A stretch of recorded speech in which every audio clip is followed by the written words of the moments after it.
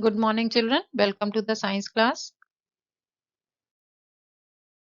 Today we are going to do the next topic, muscles. Last time we have done joints. I hope you remember the four types of joints found in our body, movable joints.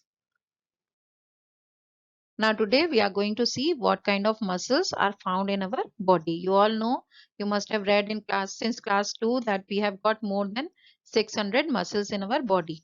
But now in class 5 you are going to see what type of muscles are found in our body. So let us read first. Muscles. Bones and muscles work together for movement and locomotion. You all know what is locomotion? Locomotion is moving from one place to another. The muscles are attached to the bones by tough fibers called tendons. Now you must remember the difference between tendons and ligaments. When two bones join, then it is ligaments, and when muscle and bone join, then it is tendons. Okay, the bones and muscles join with each other with the help of tendons, and when one bone joins with other bone, then it is ligament. So remember the difference between the ligaments and tendons. There are more than 600 muscles in our body. Then types of muscles. Remember that we have got three types of muscles: voluntary muscles, involuntary muscles, and cardiac muscles. So voluntary means that we can control. Involuntary means that we cannot control. And cardiac means, cardiac word is for the used for the heart. Whatever is related to the heart, we will call it cardiac. Like uh, heart surgeon is called cardiologist. Then whoever deals with the heart is called cardiac. Like you must have seen that when somebody has a heart attack, then it is said that he had a cardiac arrest. So you know that whatever is related to the heart is called cardiac. So you can make out that these cardiac muscles are muscles of the heart. So we are going to see now voluntary muscles first. The muscles that work under our will are called voluntary muscles. Now you can see here this man is doing exercise with his hands according to his own will.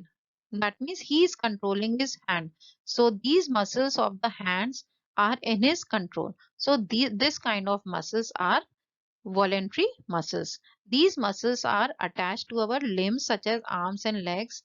The movement of our arms and legs are under our control, because whenever we want we can move and go from here and there, one place to another, and we can move our hand whenever we want. So these are voluntary muscles. Then involuntary muscles, the muscles that do not work at our will, are called involuntary muscles. So the muscles which are not under our control, like the muscles of the internal organs of our body, like stomach, intestine. You can see stomach here, how the muscles of the stomach keep moving when it is digesting the food, and these are not in our control. Even when we sleep, these muscles keep working, so they are not in our control. The muscles of our stomach and intestine are examples of involuntary muscles. They always work independently and automatically. If you eat something, they will automatically start working. You don't have to tell them to digest the food, they will automatically digest it. So these are involuntary muscles. Then cardiac muscles. Cardiac muscles are also a type of involuntary muscles because they are also not in our control, which work automatically. Now you can see your heart is beating and these muscles are continuously working. We cannot control their actions. These muscles are present in the walls of our heart. The contraction and relaxation of these muscles make our heart beat. These muscles work throughout our life. As soon as the child is inside the body of the mother, then the heart starts working, and till our death it keeps on working. So this kind of muscles are special, which never get tired of working, and they keep on working our whole life. Throughout the life they work. Now we will see how muscles work. The body muscles are attached to the bones and come in opposing pairs. One muscle contracts to move the bone in one direction and another to move it back the other way. So they are in pairs, triceps and biceps. For example, you have bicep muscles on the front of your upper arm.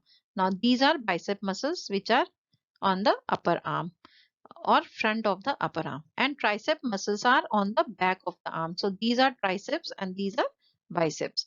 When bicep muscles contracts, the arm bends and tricep muscle stretches. When triceps muscle contracts, the arm is stretched. That means the muscles only know how to contract.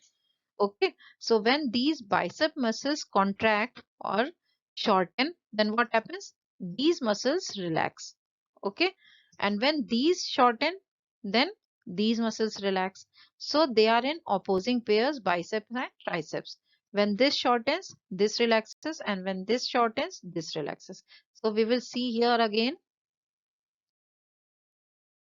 Now you can see how this is moving. Now, see, this is shortening this muscles and the hand is coming upwards. Now, when this lengthens, then this shortens. Okay, so it happens like this. This is bicep and this is triceps. So you can see the eccentric, this here, contraction here, how the muscles are lengthening and how they are shortening. Care of muscles. Well developed muscles make a person look graceful, so we must look after it well. We must exercise daily. We should eat protein rich foods like milk, eggs, and meat because they make our muscles strong and healthy. Now we will read about the amazing fact. Babies are natural with 300 bones, but by maturity the number is reduced to 206. So when they are born, babies are with 300 bones, but by the time they grow, many bones join together and they form 206 bones total. Then strongest muscle in the human body is the tongue. Hardest muscle in the human body is the chin. We utilize 200 muscles to acquire one step. Now to move one step, we almost use 200 muscles. Now this is conceptual canvas given in your book. Please do this in your book only. These are small answers you can write in front of these questions. How many muscles does a human body have? Answer is more than 600 muscles. Then name a voluntary muscle. Answer is muscles of the arm. You can write muscles of the legs also. Then name an involuntary muscles, stomach muscles or intestine muscles or muscles of the intestine. Okay, children, I hope you will do this in your books, and please read the chapter 2-3 times. This is an important chapter. So please read it and also learn this conceptual canvas.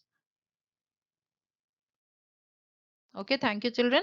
See you in the next class. Till then, thank you. Have a nice day.